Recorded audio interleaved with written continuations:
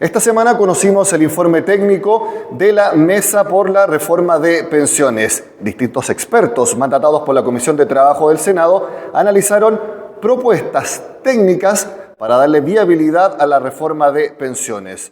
Hubo bastantes puntos de acuerdo, pero también algunas cosas en que no hubo consenso. Vamos a analizarlo en detalle acá en el noticiero de Renta 4 junto a la economista Cecilia Cifuentes.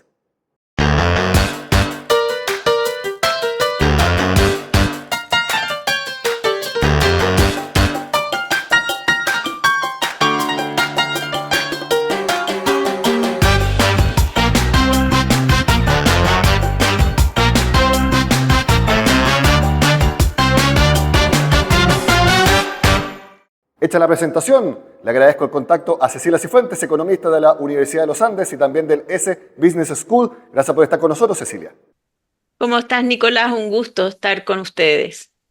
Muy bien. Lo primero yo creo es que las personas sepan que aquí ustedes no partieron de la nada presentando propuestas para mejorar las pensiones, sino que utilizaron como base el proyecto ya presentado por el gobierno y allí trabajaron. Bueno, efectivamente fue así. Yo creo que la metodología fue apropiada. Lo que hicimos fue, porque esta reforma es muy amplia Así es. y toca aspectos que algunos se relacionan entre sí y otros no. Y lo que hicimos, bueno, y esto en realidad fue la propuesta que más vino del Ejecutivo, de dividir la discusión por temas y ir cerrando cada tema por separado y después mirar un poco el conjunto, porque se hacía más fácil la discusión, si no es demasiado amplio. Entonces lo acotamos y eran 8 temas que teníamos que discutir. Hagamos la misma metodología entonces, vamos por punto. Llegaron a acuerdo en que la cotización extra tiene que subir 6% de cargo del empleador. Eso me parece que hace bastante tiempo ya está zanjado también en la discusión política. Pero te quiero preguntar por qué no se abordó, porque tengo entendido que no se abordó este tema, la distribución de ese 6% de cotización extra. Es que sí se abordó, pero de una manera distinta y que yo creo que es la manera, yo pienso que es la manera correcta, porque si hay algo que en lo que hemos avanzado en esta discusión de la reforma de pensiones es que esta reforma partió sin datos. Y ahí, no sé si tú te recordarás, pero hubo un grupo de economistas liderados por David Bravo que le pidieron al Ejecutivo datos sobre la reforma y la verdad que eso se demoró mucho. Y recién en enero, cuando se entregó este estudio que hizo la superintendencia con el apoyo de algunos economistas, se entregaron datos de tasas de reemplazo, pero no solo se entregaron los datos, sino que también las bases de datos. Entonces, eso permitió algo que no se había podido hacer bien antes y que era sobre todo después del impacto que había tenido la PGU, ver en realidad quiénes eran los grupos o dónde estaban los problemas, quiénes son los sectores que están con bajas tasas de reemplazo. Entonces, lo que nosotros hicimos fue hacer ese trabajo primero. Antes de decir cuántos puntos queremos, lo que hicimos fue ver, bueno, a quiénes hay que darles una contribución ahora, qué pasa con eso en el futuro, y esa fue la situación que analizamos. Y de ahí salieron lo que nosotros recomendamos como beneficios que habría que entregar a quiénes, con qué periodicidad. Y ahí lo que hicimos fue definir algunos escenarios distintos y entonces el paso que viene, que es un paso que lo va a tener que tomar más el mundo político, es decir, ya, estos son los grupos a los que se quiere beneficiar y yo creo que ahí se avanzó mucho en el consenso sobre cuáles son esos grupos, qué beneficios les queremos dar y ahí vamos a saber cuánto cuesta. Y entonces recién ahí uno podría decir, mira, de los 6 puntos que van a este aumento de cotización, cuánto de eso necesitamos para dar estos beneficios que nos parecen necesarios. Y por eso no está definido, pero no es que no entramos en ese tema. La idea entonces es que la reforma pueda avanzar en, por ejemplo, compensar más a las mujeres, compensar también o beneficiar a quienes hayan cotizado más de distintas maneras y una vez definido eso, dejar, valga la redundancia, para el final la distribución del 6% extra. Y yo creo que es la forma correcta, porque lo otro es poner la carreta delante de los bueyes, es decir, bueno, esto quiero restar de capitalización individual y ahí veo cómo lo reparto. Lo lógico es que uno realmente dijera, a ver, ¿qué sectores están con bajas tasas de reemplazo? Porque lo que uno ve cuando mira los datos es que la PGU cambió mucho la realidad de las pensiones en Chile y lo que veíamos con esa información era que la verdad que los sectores que habían cotizado muy poco ya están con tasas de reemplazo muy altas. Entonces, ¿tiene sentido seguir dándole beneficios a ese sector cuando lo único que vamos a generar con eso es un incentivo a no cotizar? O sea, aquí era muy relevante, y eso, en eso tuvimos bastante consenso, yo te diría que casi consenso absoluto, que lo que corresponde ahora es que el sistema beneficie a los que contribuyen, a los que cotizan. Esa es la prioridad que debería tener esta etapa una vez que ya establecimos una PGU, que fue una reforma muy cara y en ese sentido a mí me parecía que era un poco una distorsión de los hechos cuando el gobierno planteaba a los jubilados que llevan 15 años esperando, porque eso no era así. Los jubilados tuvieron una mejoría muy significativa, primero con las mejoras del Pilar Solidario el año 2019 y después con la PGU el año 2021. Y sobre todo, Cecilia, cuando se habla de que hay que llevar adelante esta reforma para que suban ahora las pensiones de quienes están jubilados, se llegó a un consenso también de que eso se logra con la PGU. Eso está bastante logrado con la PGU. De hecho, tuvimos ahí un consenso de que no se siga subiendo la PGU en forma arbitraria, montos arbitrarios determinados sin un parámetro objetivo, porque empieza a generar una lógica política muy compleja. Cada gobierno que viene va a querer subir la PGU y siempre se van a poner de acuerdo en eso, y la decisión racional de las personas va a ser, bueno, entonces, ¿para qué cotizo? Si la verdad que el tema se va a ir por siempre mejorar la PGU, que le da beneficios a todos. Entonces ahí nos genera, la PGU yo creo que es una buena política, porque permite aliviar pobreza en la vejez y ese es un objetivo importante de un sistema de seguridad social. Pero no puede ser la PGU el pilar principal del sistema de pensiones, tiene que ser la contribución. Perfecto. Vamos ahora a algunas medidas en que también llegaron a acuerdo para que las vaya explicando. La licitación de stock de afiliados. Por favor, aquí explícanos de qué se trata porque hay bastante confusión respecto a cómo operaría. Claro, aquí voy a hacer primero como una advertencia inicial. Aquí uno tiene el tema de seguridad social y la política de seguridad social, y yo al menos ese es el tema que me he dedicado a estudiar y en el que considero que lo conozco bien en el fondo. Este otro tema es un tema efectivamente económico, pero es un poco distinto, es un tema de organización industrial. Son otros expertos los que están llamados después a hacer un diseño de algo más específico en esta materia.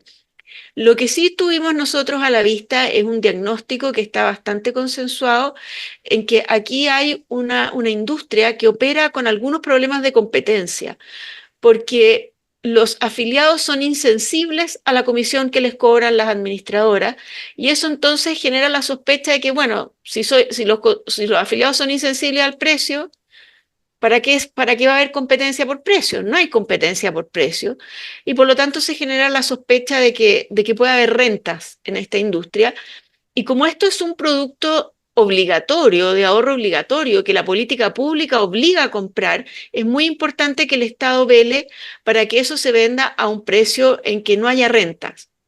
Y nuestro diagnóstico es que había renta en esta industria, que hay que buscar mecanismos para que enfrentar el problema, para que puedan bajar las comisiones. No es un tema fácil, enfrentar las fallas de la competencia siempre es complejo técnicamente y la propuesta que surge son las licitaciones. Y no las licitaciones de afiliados nuevos, que es lo que tenemos ahora, sino que licitaciones de los stock de afiliados antiguos que están pagando en general comisiones que podrían parecer excesivas si uno las compara con otras AFP que cobran mucho más barato y que igual tienen utilidades. Entonces, y sí, por lo que entiendo, entonces, Cecilia, todavía la forma de hacer esa licitación quedaría por verse. Queda por verse, porque después de que esto ha salido, a mí me ha llamado mucho, he tenido mucho contacto con gente bastante más experta en temas, por ejemplo, de mercado de capitales.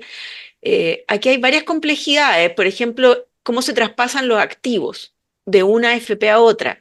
¿Qué pasa con las valoraciones de esos activos? No todos los activos financieros tienen precios de mercado todos los días. ¿Cómo evitar el riesgo, por ejemplo, que una FP le traspase a otra un activo, vamos a decirlo en términos bien coloquiales, que le pase una chiflota en el fondo? Hay miles de aspectos de detalle que son bien complejos y que hay que diseñarlos bien. Esta licitación es más compleja que la licitación de nuevos porque cuando tú licitas afiliados nuevos todavía no hay activos. Aquí tú tienes que traspasar activos financieros y ese es un proceso que hay que hacerlo muy bien, con mucho cuidado, bien diseñado. No es una licitación simple. Fue por esa misma razón que decidieron mantener la comisión por flujo tal como es ahora, en vez de pasarla a comisión por saldo, que también era una recomendación bastante consensuada. Sí, ¿qué es lo que pasa ahí? Que teniendo bastante consenso en este diagnóstico en la necesidad de mejorar la competencia en esta industria, no se pueden hacer muchas cosas simultáneas porque tú ya ves que esta licitación es compleja. El cambio de comisión era otra complicación en sí, porque ahí lo que había que hacer era un periodo de transición bastante largo en que a las personas que ya pagaron su comisión no se les puede volver a cobrar por saldo ahora.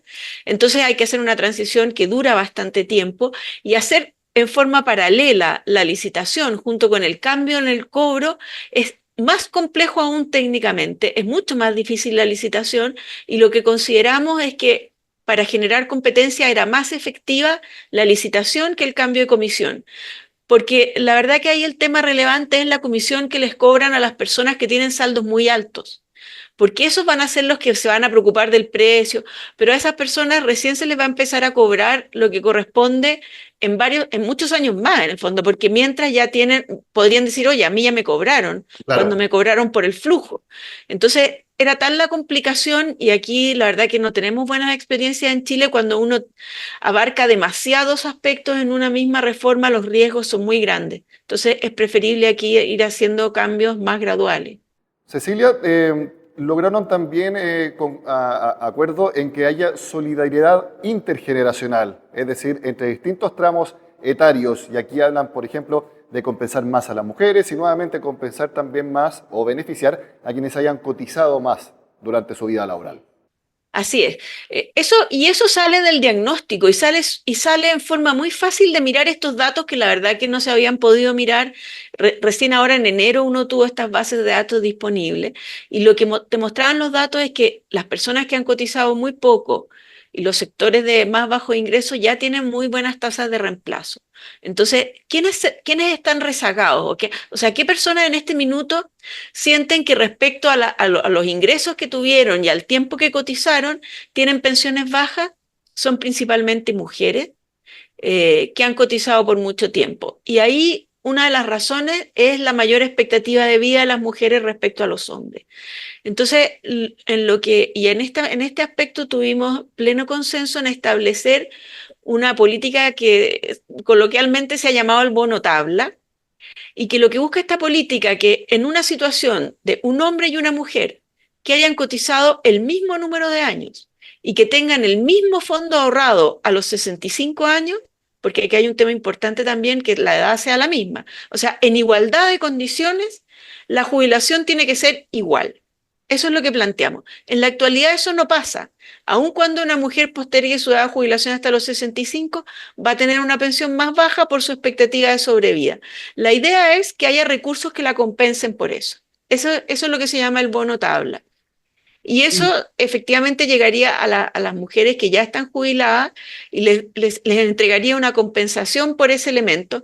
Es difícil en este minuto que yo pudiera decir qué monto es porque es para cada circunstancia distinto. O sea, depende de cuántos años cotizó, etcétera. Pero ahí va a haber una mejoría y eso se financiaría con cotizaciones y por lo tanto ahí tenemos un componente que tiene las dos partes, tiene un componente inter y un componente intra, porque hay que pagarle a las mujeres jubiladas actuales y en el futuro eso va a servir para compensar a las futuras mujeres cuando jubilen y tengan esta expectativa de vida más alta. entonces sí también hay algo de acuerdo en solidaridad intrageneracional, porque al menos en el mensaje inicial, y creo que está dentro del resumen del informe que ustedes elaboraron, no hubo acuerdo en solidaridad intrageneracional dentro de un mismo grupo etario, pero tú me estás diciendo que sí hubo algo.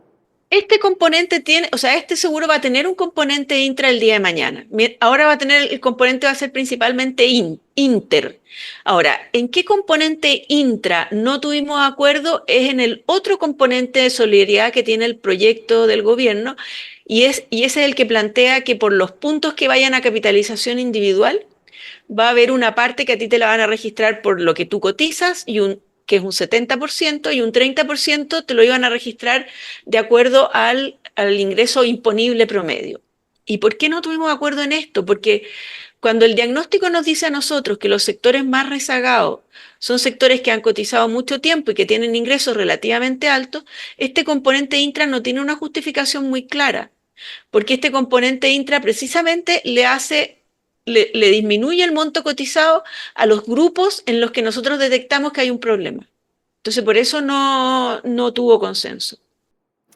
Fondos generacionales. La idea es que las personas no anden apostando que en un momento dado del año o creyendo que le pueden ganar al mercado se cambien del fondo A al fondo B o al fondo C, sino que teniendo en cuenta que son decisiones difíciles, que tienen muchos costos y que requieren mucho estudio de por medio, la idea es que simplemente las personas dejen en manos de los administradores que vayan haciendo estos cambios de acuerdo a la edad que uno vaya cumpliendo.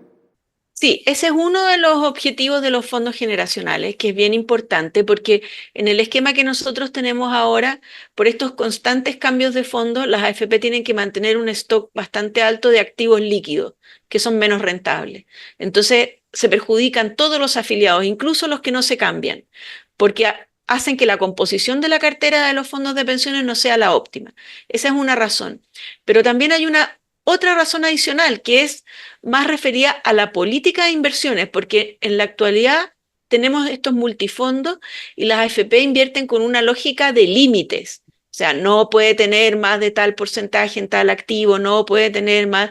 Y en total, estos límites son cerca de 100 que tienen que estar cumpliendo. Entonces, es una política que en términos de gestionarla es muy ineficiente y lo que se busca es que sea una política en que el regulador lo que le diga al administrador o al gestor de fondos le diga, mire, usted para la generación que nació entre el 70 y el 80, por ejemplo, o en el 70, entre principios del 70 y fines del 70, usted arme una cartera que tenga tal perfil de riesgo, que ese es el perfil de riesgo para ese tramo etario, y maximiza el retorno con ese perfil de riesgo.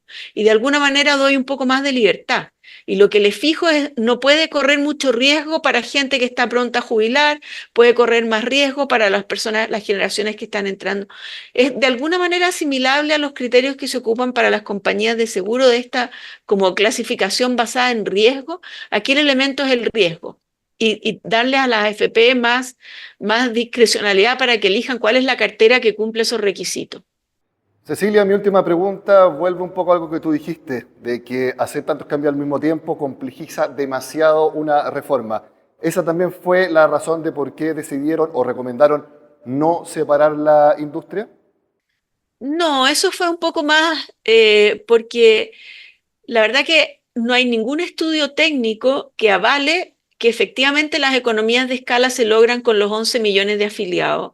Y los estudios técnicos que sí hay disponibles muestran que con 500.000 afiliados ya se logran todas las economías de escala que pueda haber y que además nuestro diagnóstico era que todos los espacios de mayor eficiencia, después de 40 años de este modelo que tenemos, las AFP ya los han utilizado. Y un buen ejemplo, por ejemplo, es Previred. O sea, donde es conveniente que sea un solo proveedor de algún servicio en especial, eso ya se ha dado y por lo tanto no le veíamos una justificación técnica y sí bastantes riesgos.